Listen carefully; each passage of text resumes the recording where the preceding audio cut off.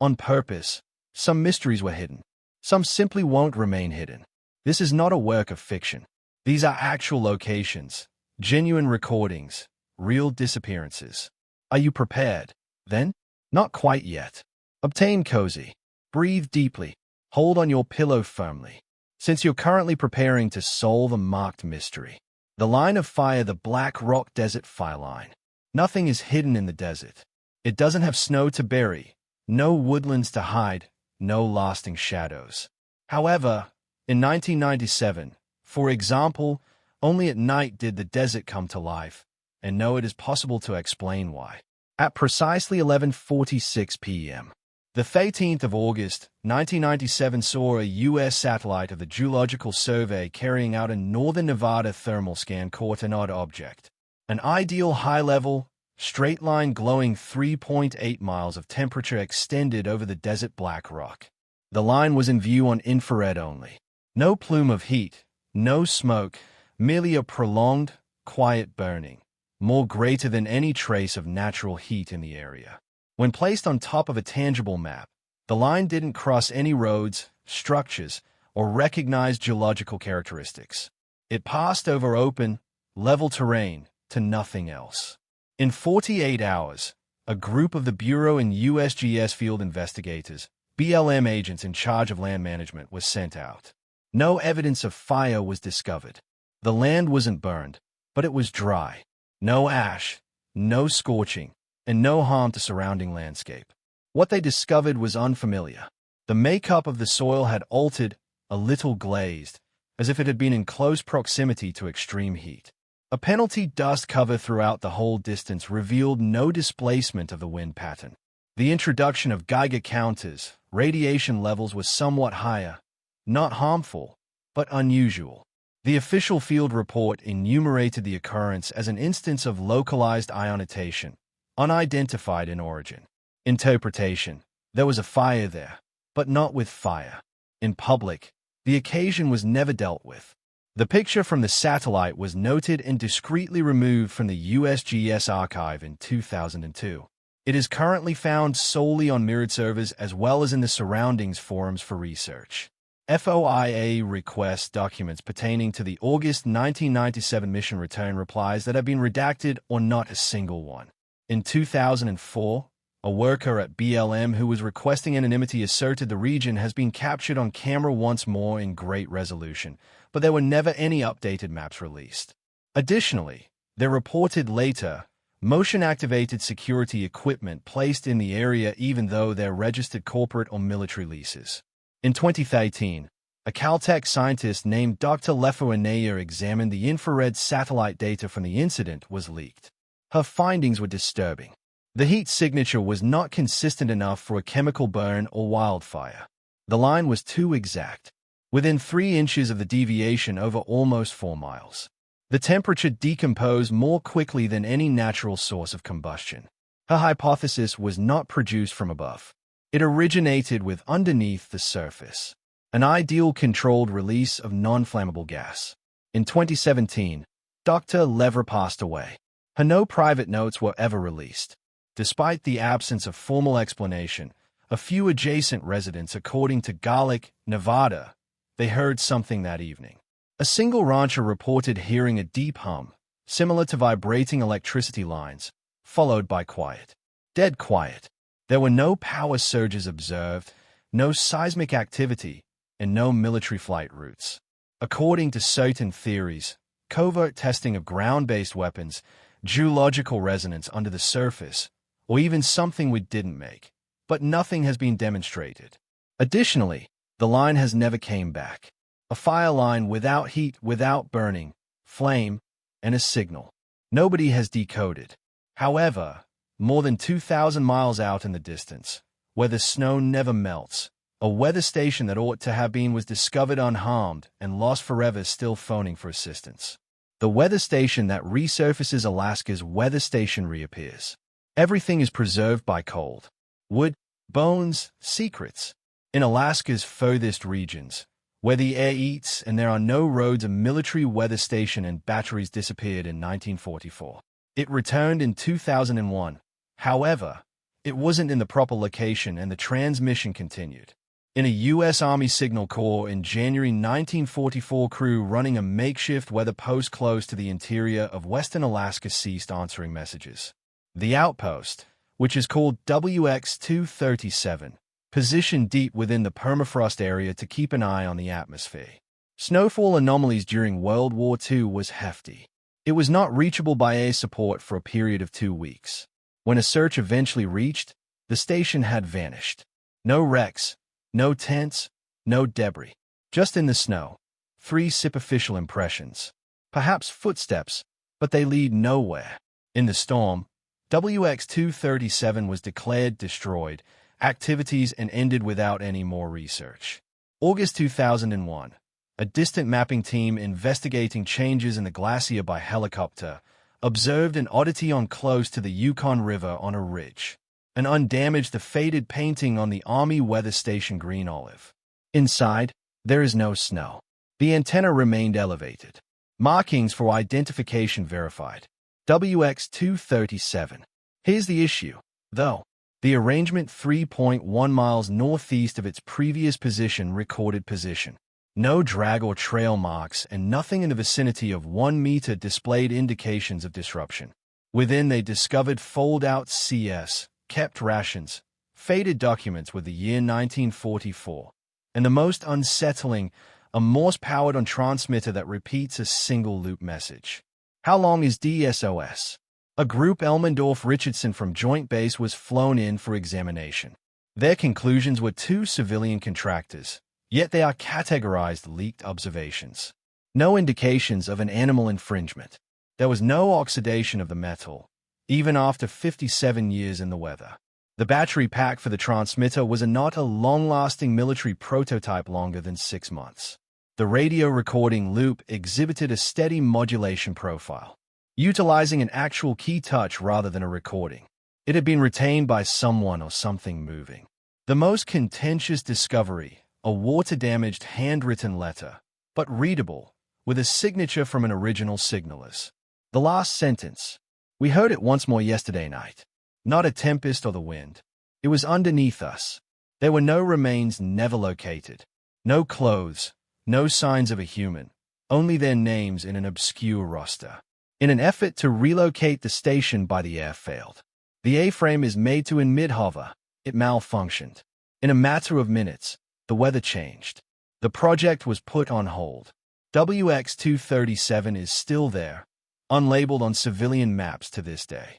Since 2003, a number of trekkers and the Yukon region's photographers have reported hearing Morse code dashes in when tuning outdated radio bands, the static close to the ridge. Even more unsettling, not all the time is the code SOS. Occasionally, it is a frozen spell for what we still hear. Don't come on. There has never been a signal that triangulated. Batteries were not found. Additionally, no indication of the transmitter has been observed since. However, on certain winter evenings, if the appropriate frequency is scanned, the signal comes back. A station that goes away. A voice that never gets old and coordinates that alter on their own. However, somewhere in the Mojave, someone constructed a framework to listen to things that shouldn't be there. Additionally, the murmurs it captured were never ceased. The dome of sound, the Amboe Crater's sound dome. There are many deserts in the Mojave Desert.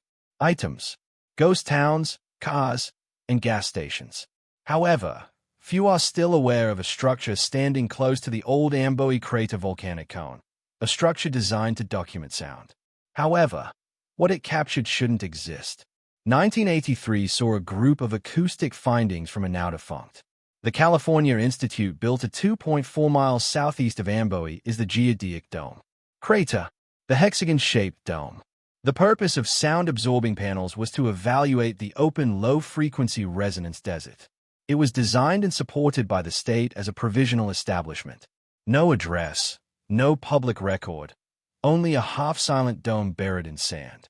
For 90 days, they ran controlled tests of sound frequency. Regarding 82, results were constant back then with anticipation. However, on day 83, the instruments within the dome started recording whispers that are disembodied, repeated use of brief phrases, noises without a specific source, phrases included, "It's still not finished, we hear you" within. Every employee was accounted for. The dome was sealed during the test. The audio equipment was double-checked. Results were repeated 3 times, nights in a row. By 1985, the project was suddenly shut down. Everything that is left. Employees were told to vacate the premises. Federal officials packaged and removed the files. Contractors. The sole official document in according to state archives, Augustic anomaly, possible seismic interference activities, defunct facility. However, in the late 1990s, internal documents were released, narrate a different tale.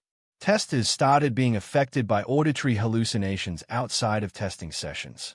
Some people stated listening to the murmurs in their own houses days following the return. A single researcher reported blackouts and nosebleeds. In a selection of audio artists in 2004, the dome was found again. They made a recording, background noise for an experiment documentary. What they managed to catch was referred to as a repeated whisper loop. Consonantal and breath-like pattern tones devoid of any mechanical or environmental source. Their equipment experienced memory problems, and the majority of the botched session, but 1/19 The audio clip is still there. It has been examined by audio engineers and linguists.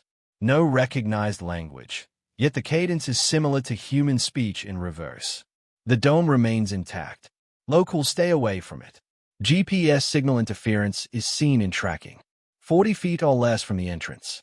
Travelers who camp close by frequently complain about headaches, nightmares, and static in their audio recorders pertaining to metal chambers and unidentified voices. The Land Management Bureau identifies it as a risk that is not registered framework, but no agency has taken any action to take it out. The murmurs go on, particularly from 2 to 4 a.m., even without speakers, power, or anyone within. A dome with voices and whispers lacking a throat, frequencies that do not forget your name. However, in Colorado, something old resides within the mountain rock. And after it begins, you don't want to be close to breathing. The tunnel of breathing, the tube beneath the Rockies for breathing. While some tunnels exhale, others echo. In the Colorado's high-altitude quiet, there's a forgotten shaft cut, Rockies. Deep within the rock of the mountains. Residents sealed it off in the 1950s, but according to them, it never became silent as a result of every few weeks the mountain breathes. The building started together with the brief thorn, and in 1923, the Merit Silver project was cut close to Lavelle. Following 3 years of little yields, the mine was deemed unsuccessful. However, miners reported odd circumstances. Suddenly, the air would rush like a vacuum, inward. The missing tools deep within. One young person explained the mountain's lungs are sound. By 2 employees had vanished inside in 1927. The lowest shaft. They located their lanterns put out while the wicks were still dry. The mine was left in ruins. 1956. Following complaints of hikers being ill close to the Colorado Geological Survey's collapsed entry. The tunnel was sealed by the survey using reinforced concrete. However, the reports went on. Local cabin occupants described hearing pulses that resemble sluggish breathing at evening. Dogs would not approach the original website. 11 days in a row, barometric. The pressure would rise. Just in that area. An amateur radio group in 1971 found low-frequency pulses close to the sealed entry, like a subterranean reflection from sonar. Their report was never released. They had their recordings taken too. A few weeks later, in 1994, a private exploration group identifying as Echoline came back to the scene with drones, climbing equipment, and portable scanners. They found an ancient ventilation shaft that wasn't filled and partly collapsed, but acceptable. They lowered the drone into the section, documented 120 feet of uninterrupted tunnel odd growth resembling moss along the ceiling, and at 141 feet below the surface, an abrupt warm air gust and a deep, rhythmic whomp every 12 seconds. Next, the overall signal malfunction. The drone was never found again. The band Echoline broke up a year later. One in a 1996 forum post, a member wrote, "The air didn't feel lifeless, it felt off." It seemed to have been somewhere previously. In 2009, students of geology carrying out irrelevant fieldwork close to the magnetic deviation spikes were recorded at the site from their compasses, momentarily spinning 180 degrees, then retaliating. One pupil claimed to have pressure in his ears and collapsed, and an abrupt spike in temperature. Readings revealed a 14-degree rise close to a boulder that matched the sealed tunnel. Later, audio sensors positioned around the ridge and lifted underground pulses that occur every 11.2 days. The 94-minute duration seems like a slow, deliberate breathing. From 2015 to 2019, hikers started contributing reports to specialized Reddit and forums claiming to hear faint murmurs beneath the surface, sensing surveillance while by themselves, abrupt oxygen deprivation or lightheadedness at the same GPS location. According to one hiker, I heard a voice say, "In the dark, not yet." I was by myself.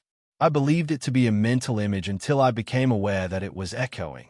Others bring up fantasies of being confined below rib-like rock formations, auditory distant heartbeats, a tunnel that is locked off, a lung-less breath, and murmurs that come as if they were recollections. However, throughout the country, among a town's ruins where even though no one lives anymore, something still strolls in between the pews, and they have been captured on video. The drone incident in Helltown. While some communities have been abandoned, others are removed, while others are allowed to decay on goal. In the peaceful northern forests, what's left of Helltown is located in Ohio, site that has been evacuated and sealed. Additionally, something was observed moving inside in 2014. One of its remaining buildings, a church without windows, without electricity, and without door. The term Helltown refers to in Boston Township's abandoned area, Ohio's Summit County. In the 1970s, under the pretense of being a national park service, the government purchased and closed houses, schools, and even places of worship, asserting that it was done to make a green hallway. However, locals were evicted swiftly, occasionally with less than 72 hours' notice. Chemical rumors circulate spills, occult, and military experiments action. The majority of the town was destroyed, although some buildings were left and were patrolled. The most discussed Helltown's building was an ancient white church with windows blocked and a black-painted cross. According to local legends, for decades, lights were observed to be on at night after the power went off. No intruding. It was encircled by signs, or were blocked by fences, pathways within.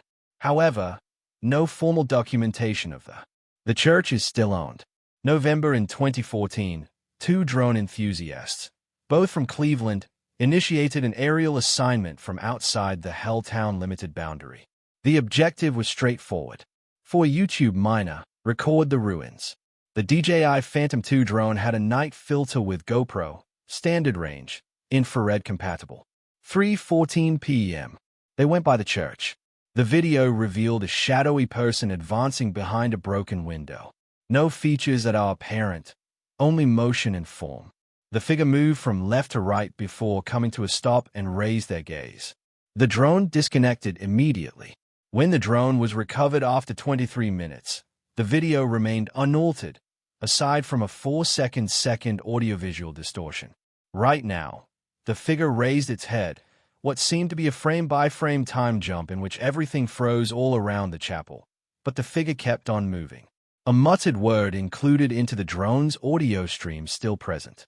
No speakers were present, no electricity in the region, and nobody in the video had spoken. They posted the video. It momentarily went viral. Next, YouTube took it off a few days later for infractions of community guidelines. The channel was cut off. The operators never put up again. The boundaries of Helltown stay fenced. The Park Service continues to deny allegations of amenities that are hidden.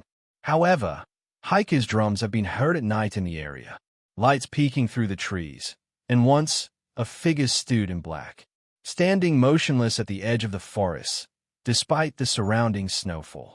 In 2015, the church was destroyed. What? That's what they say.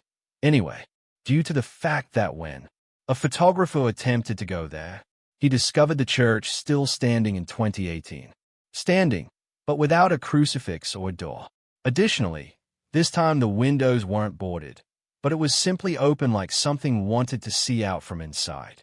Fires at stations that return from leaving no burn the empty space, whispering domes, and mountains that are alive, and places of worship where someone or something you continue to stroll. These aren't fables. They are places, proof, dates, and they were never intended to be located. However, you're present right now. Let us know in the comments. Which state shall we go exploring next? What mysteries are they? Are you prepared to reveal? Sign up for more. Talk about your theories because this has remained a significant mystery.